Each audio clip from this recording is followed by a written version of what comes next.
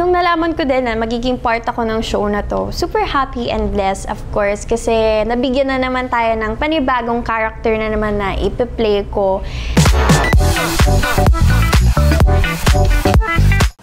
Hello mga kapuso! I'm Althea Blaan and I play the role Rain Agapito. Si Rain ay kapatid ni Rambo at ni Riley. So, siya ay middle child.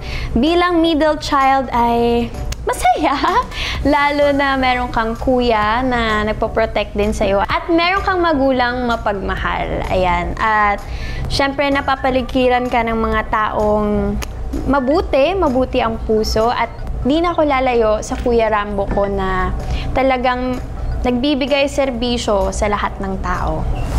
Si Yuen, naku, napakakulit na bata. Makulit siya, pero lagi siyang nakikinig. Kahit sabihin mo na meron siyang mga ginagalaw-galaw, pero nakikinig siya palagi.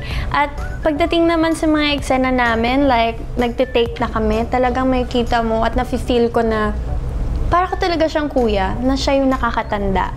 Oo, pero pag cut na, si Yuen na naman siya, gano'n. Yeah, masaya ka-work si Yuen. Tapos lagi ko din siyang nililibre ng kasi mahilig siya ng malasadong itlog. Hindi ko talaga makakalimutan yun. As in, itlog, yun talaga yung gusto niya. Kanin, itlog, okay na sa kanya. Perfect na yun. Sila as parent, sobrang, ang saya namin sa set, ang gaan-gaan lang. Kapag off-cam, lagi kami nagkukwentuhan. Ayan si Kong, lagi, kapag tuwing makikita kami, lagi siya nagtatanong, oh, kamusta ka? Kamusta weekend mo? Ganyan, kamusta araw mo? So, super sweet ni Kong Alfred. And kaya Ate Nadine naman, ako, eto, dahil iisa lang kami ng tent, saya namin sa tent.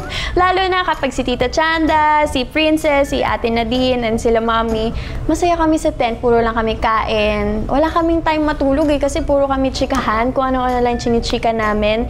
Working with Ate Nadine ako, alam naman nating lahat na napakagaling din ni Ate Nadine, diba? Super gaan nila katrabaho. Nung mabasa ko yung script, kakaibang kwento. Kakaiba talaga siya dahil nga na-title din siya na Forever Young. Nangyayari pala yun, meron palang symptom na gano'n, na pan-hypopituitarism. Wow, I'm proud na maganda yung story. Kaya excited ako na malaman ninyo to, mapanood ninyo, at meron kayong makuhang aral. At nung nalaman ko din na magiging part ako ng show na to, super happy and blessed of course kasi nabigyan na naman tayo ng panibagong character na naman na ipi-play ko. And yeah, thank you dahil pinagkakatiwalaan nila ako palagi. Abangan ang Forever Young ngayong October 21 sa GMA Afternoon Prime.